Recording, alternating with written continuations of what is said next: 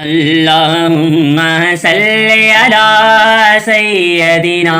محمد وعليه وعترته بعدد كل معلوم لك أستغفر الله العظيم لا إله إلا هو الحي القيوم أتوب عليه يا حي يا قيوم اللہ اللہ سلام قولوا من رب رحیم یا رافیو حسبنا اللہ نعم الوکیل نعم المولا و نعم النصیر اللہم صلی علی محمد النبی الامی وعلی آلہ و صحابہ و بارک وسلم تسلیما۔ سب سے پہلے تمام حاضرین اور غائبین کو ایاز فہیم کی طرف سے السلام علیکم۔ تو دوستو آج ہم بات کرنے جا رہے ہیں اللہ کی رغبت اور تنگی۔ آپ لوگوں نے دیکھا ہوگا بعض اوقات ایسے ہوتا ہے جب بھی بندہ جو ہے نا اللہ کی طرف چلنے لگ جاتا ہے، اللہ کی جو ہے نا یاد میں محو ہونے لگتا ہے، تو مختلف معاملات جو ہے نا کیا ہونے لگ جاتے ہیں، دنیاوی معاملات تنگ ہونے لگ جاتے ہیں۔ تو ایسا کیوں ہے؟ تو ایک آیات ہے آپ لوگوں کے سامنے پیش کر رہا ہوں، آیات کا ترجمہ ہے، اور وہی خدا ہے جس نے تم کو زمین میں نائب بنایا اور تم میں سے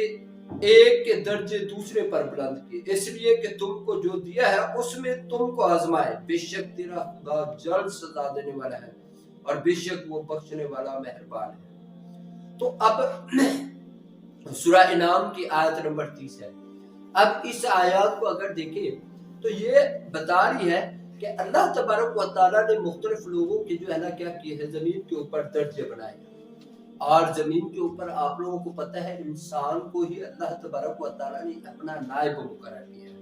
تو نائب مقرر کرنے کے بعد اس کے درجے بنا دیے،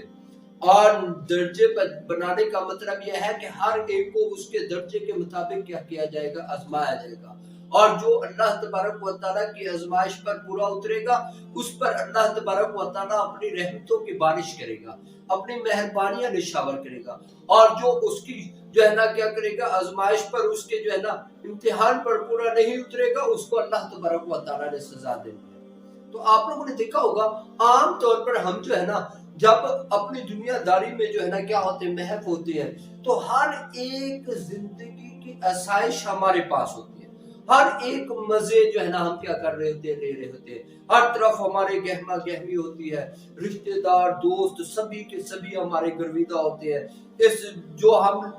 بھی ہم کر رہے ہوتے ہیں وہ ہو رہا ہوتا ہے، جب ہم سچ بول رہے ہوتے ہیں تو وہ ہمارا سچ ہوتا ہے، اور بعض اوقات تو ایسے بھی ہوتا ہے کہ ہمارا جھوٹ بھی سچ دکھائی دینے لگ جاتا ہے لوگوں کو۔ ہم کسی بھی شخص کو کوئی بھی تکلیف ہو ہمیں کوئی غرض نہیں ہوتی، ہمیں اپنی عیش و عشرت سے ہوتا ہے، کوئی ہمارے اوپر تنقید کرتا رہے، جو کچھ کرتا رہے، ہمیں اس سے کوئی غرض نہیں ہوتی، بلکہ ہم اس کی تنقید کو برداشت بھی نہیں کرتے، اور اس کے علاوہ ہم سے کوئی بھی باز پرس نہیں ہوتی، اچھا کرے برا کرے جس طرح کے معاملات ہوں ہم جو ہے نا کرتے رہتے ہیں، ہماری محفلیں ہمارے جو ہے نا عیش و عشرت چل رہا ہوتا ہے، بلکہ ایسا یہاں تک کہ یہ بھی ہوتا ہے کہ بہت سی محفلوں اور بہت سی جو ایسے سمجھ لے شادی بیاہ یا تقریبوں کا وجود ہمارے بغیر ایسے لگتا ہے ممکن نہیں۔ ہر ایک شخص ہمارے اوپر فخر کر رہا ہوتا ہے اور ہم بھی اس پر فخر اور مسرت حاصل کر رہے ہوتے ہیں، ہر ایک لوگ جو ہے نا ہمارے ہر ایک معاملے پر جو ہے نا ہمارے ساتھ کھڑا ہوتا ہے، کوئی بھی ہمارے معاملات سے پیچھے نہیں ہٹتا۔ تو اس وقت ہوتا کیا ہے؟ ہوتا یہ ہے کہ جب ہم زندگی کے ان سارے کے سارے معاملات میں پڑے ہوتے ہیں، اپنی اولاد کی خوشیوں میں، اپنی بیویوں کی خوشیوں میں، اپنے ماں باپ کے جو ہے نا کیا وہ خوشیوں میں، اپنے رشتہ داروں میں، ہر ایک معاملے میں جب پڑے ہوتے ہیں تو اس وقت ہمیں عیش و عشرت کوئی بھی تکلیف نہیں ہو رہی ہوتی، ہم مزے سے اپنی زندگی گزار رہے ہوتے ہیں۔ تو ان تمام معاملات کو میں نے دیکھا تو لیکن جو ہی ہم اللہ کی طرف رغبت کرتے ہیں، اللہ کی طرف جو ہے نا رجوع کرتے ہیں، تو تب یہ تمام کے تمام معاملات الٹ ہونے لگ جاتے ہیں۔ تو مجھے بڑا جو ہے نا حیران کیوں ہوئی یہ ایسا کیوں ہے؟ تو اسی دوران میرے سامنے ایک حدیث آئی کہ رسول اللہ صلی اللہ علیہ وآلہ وسلم نے فرمایا کہ جب تک کوئی شخص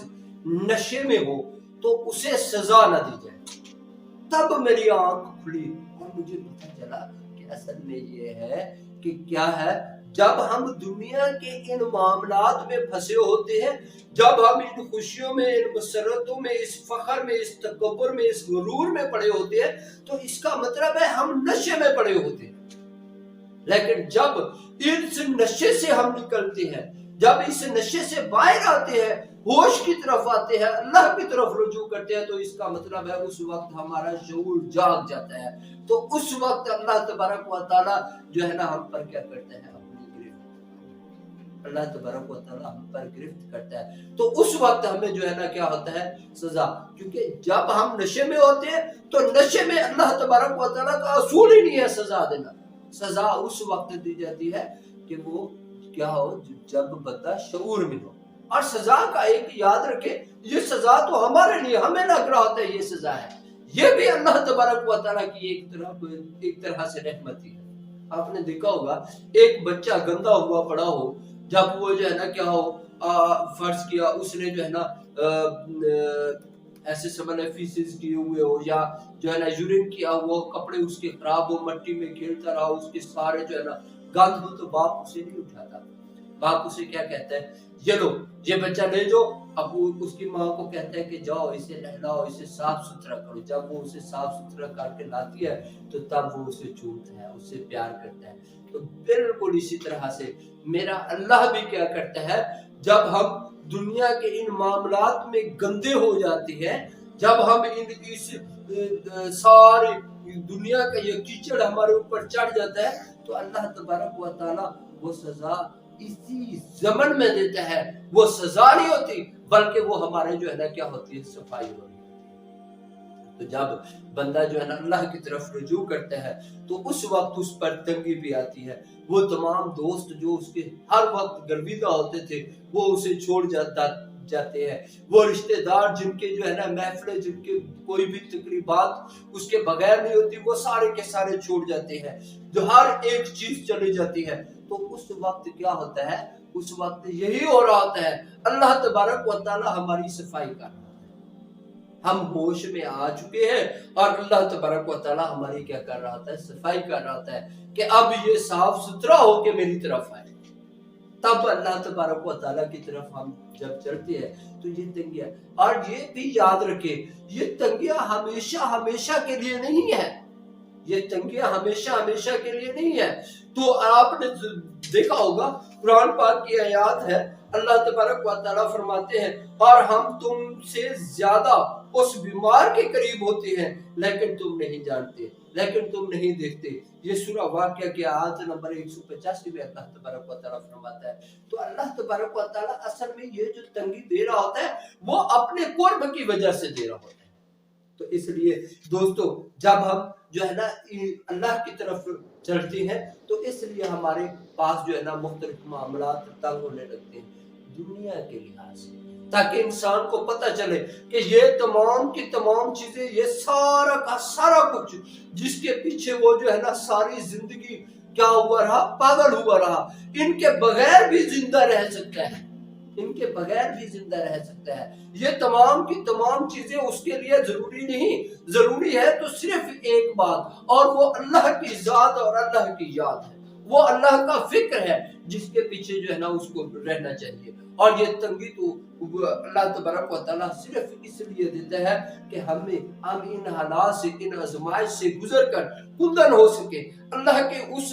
مرضی، اس خلافت کے مرتبے تک پہنچ سکے، اس کے قابل ہو سکے. تب اللہ تبارک و تعالیٰ ہمیں اس مرتبے پر فائز کرتا ہے،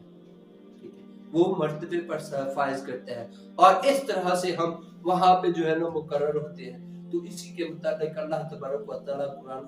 پاک میں فرماتا ہے اور یہ کہ اخیر سب کو تیرے مالک کے پاس جانا ہے، اور یہ کہ وہی ہنساتا اور رلاتا ہے، اور یہ کہ وہی مارتا اور وہی جلاتا ہے. تو سورہ نجم آیت نمبر